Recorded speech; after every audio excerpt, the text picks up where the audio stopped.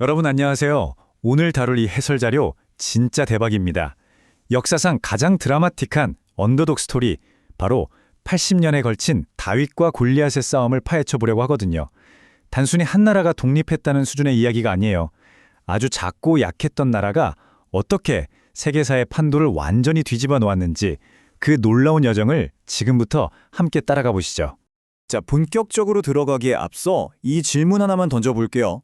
어떻게 80년이라는 그 긴 세월 동안 당대 최고의 제국과 피 터지게 싸웠던 작은 나라가 멸망하기는커녕 세계적인 강대국으로 우뚝 섰을까요? 게다가 오늘날 우리가 너무나 당연하게 생각하는 저항권이라는 개념까지 만들어냈고요. 진짜 믿기지 않잖아요? 이 엄청난 나비 효과의 시작점을 하나하나 짚어보겠습니다. 오늘 우리가 살펴볼 핵심 흐름은 이렇습니다. 첫째, 신앙의 자유와 억압. 둘째, 저항의 시작인 바다의 거지들. 셋째, 기적 같았던 네이덴 공성전. 넷째, 베스트팔렌 조약과 독립. 마지막으로 개혁주의와 청교도 정신까지 쭉 이어서 가보겠습니다. 그럼 첫 번째 챕터 신앙의 자유와 억압부터 시작해볼까요? 당시 상황을 보면 진짜 숨 막히는 구조였어요. 당대 최고의 파워를 자랑하던 스페인의 펠리페 2세는 제국 전체를 아주 엄격한 카톨릭 국가로 통일하려고 했죠. 세금도 엄청나게 뜯어갔고요.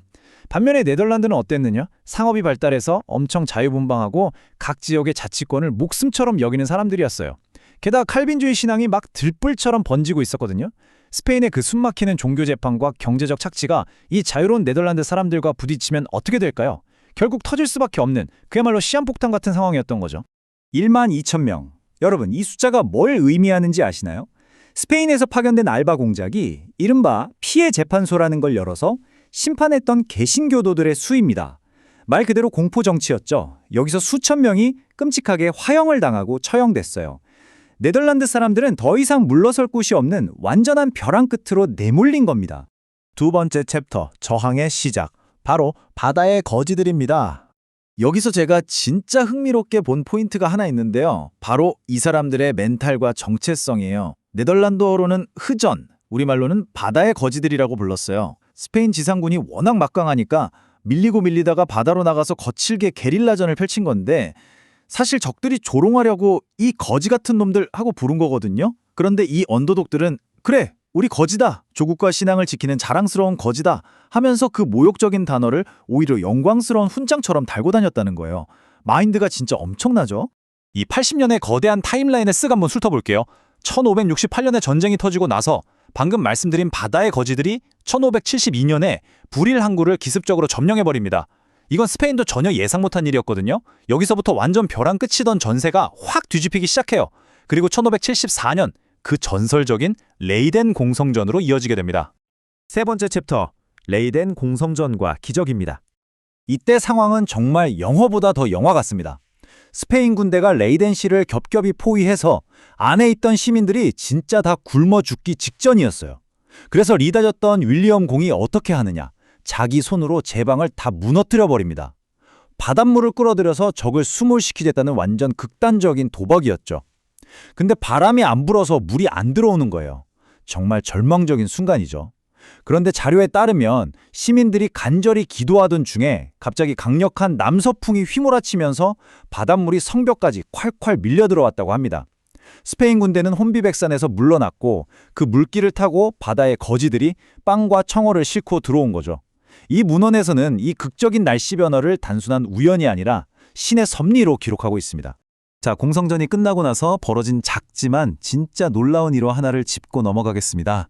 윌리엄 공이 그 끔찍한 굴무지령을 버텨낸 레이덴 시민들에게 보상하겠다며 두 가지 선택지를 줍니다. 세금을 영원히 면제해줄까? 아니면 대학교를 하나 세워줄까? 보통 같으면 당연히 세금 면제 콜 외치지 않겠어요? 그런데 놀랍게도 시민들은 경제적 이득인 세금 면제를 포기하고 진리를 탐구할 레이덴 대학교의 설립을 선택합니다. 이 사람들이 도대체 무엇을 위해 그토록 피 터지게 싸웠는지 그 숭고한 가치관이 딱 느껴지는 대목이죠. 네 번째 챕터 베스트팔렌 조약과 독립입니다.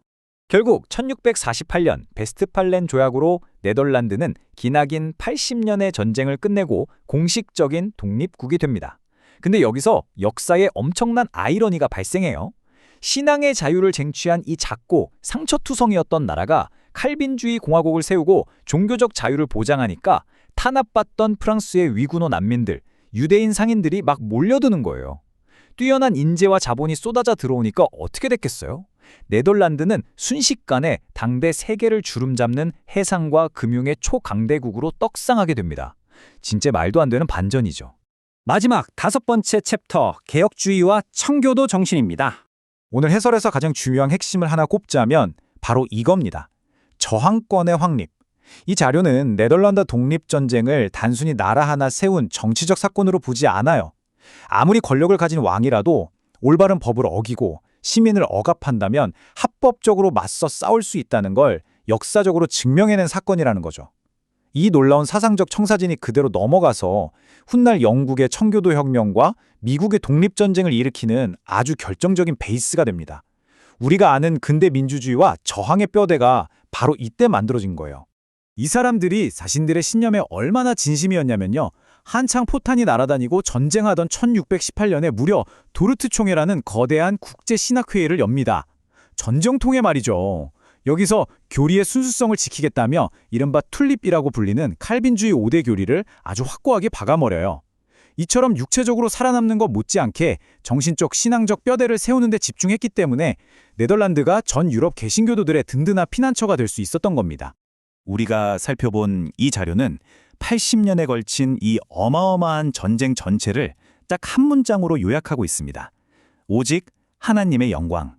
그러니까 이 전쟁은 단순한 권력 다툼이나 정치적 승리가 아니라 어떤 압제에도 타협하지 않고 자신들의 굳건한 신앙과 정신적 가치를 끝까지 지켜내려 했던 절대적인 헌신 그 자체였다는 거죠. 자, 마무리하면서 여러분께 이 질문을 하나 남기고 싶습니다. 오늘날 우리가 공기처럼 너무나 당연하게 누리고 있는 이 자유라는 권리, 어쩌면 16세기에 거대한 제국에 맞서 스스로를 거지라 부르며 거친 바다로 뛰어들었던 그 사람들의 치열했던 신념에 큰 빚을 지고 있는 건 아닐까요? 역사의 거대한 파도는 가끔 가장 작고 절망적인 곳에서 시작되기도 합니다. 이 엄청난 역사의 나비 효과에 대해 한 번쯤 깊이 생각해 보셨으면 좋겠네요.